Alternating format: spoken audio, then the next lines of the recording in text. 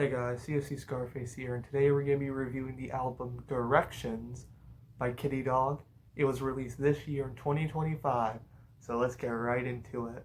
So I went into Directions pretty excited because nowadays I would definitely call myself a Kittydog fan, and it's been a while since she released the album last, and I was not disappointed. This album was really good. I was expecting, decent hyper pop, electro pop.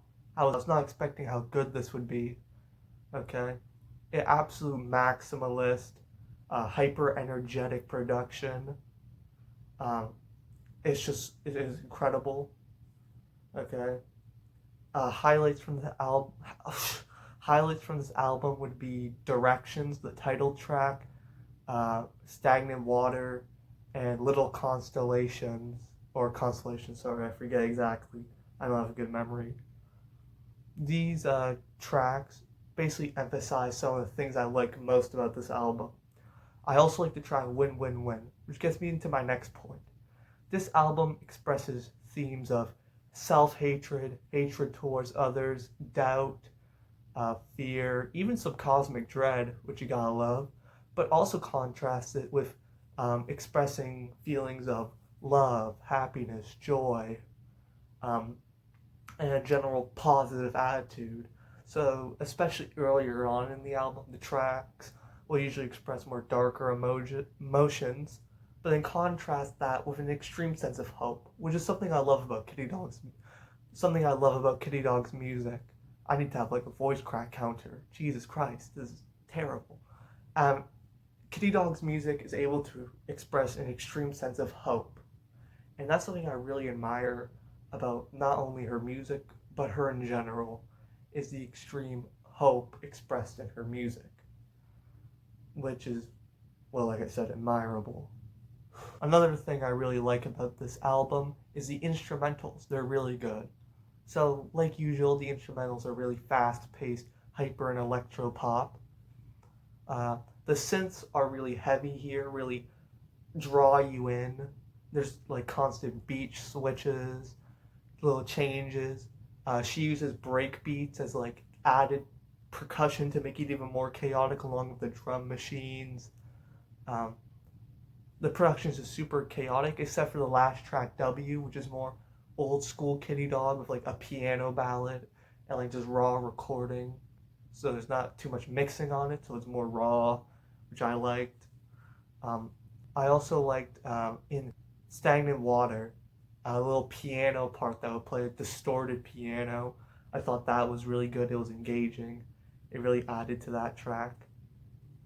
The way she used break beats honestly reminded me of Femtonol, which I really like Femtonol's music, so that was a really good comparison. It's the best comparison I could make to like how she utilized the break beat for the percussion. I just It's so hard to describe, but I just really like how the break beats along with the drum machines both together but separate in the mix, making it super chaotic and in your face. The constant beat switches. It's just supreme hyper pop and electro pop. Next would be Kittydog's vocals. Kittydog brings her traditional auto-tuned vocals, which really fit the vibe of these tracks and add to them. And also, the lyricism this time around is not bad at all.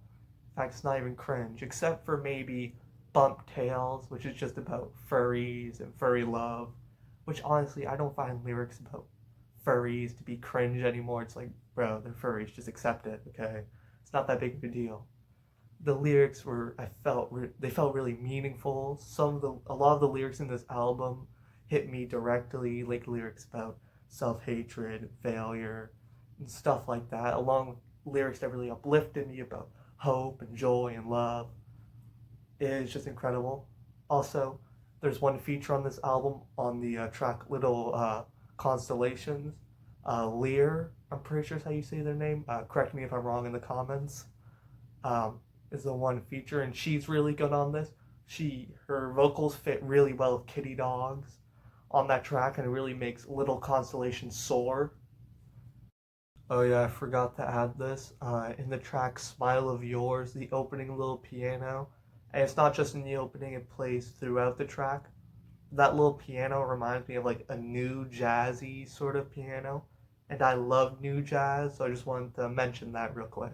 So the album ends with the track W, which is a more old school Kittydog song, akin to songs on like her first album, where they're like just raw recordings of just her playing the piano and singing about stuff.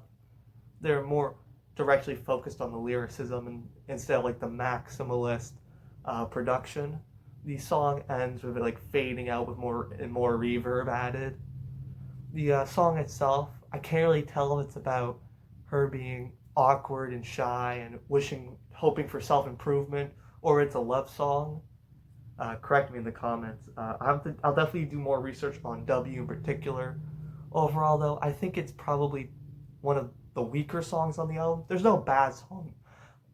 There's no bad song on this album. This album is really, really good. Better than I expected. Probably one of Kittydog's best projects ever. This album's quite short too, only being under 30 minutes, 28 minutes, I'm pretty sure. I forget exactly at this moment. 9 tracks, so it's a very quick listen. It's extremely good. So what would I, C.F.C, rate this album? I would give it an 8.5. And I honestly think it's the My Beautiful Dark Twisted Fantasy of hyperpop. This album's really good. It's maximalist, incredible lyricism. I would highly recommend this Kittydog album. Well, that's going to be C.F.C Scarface out. Till next time.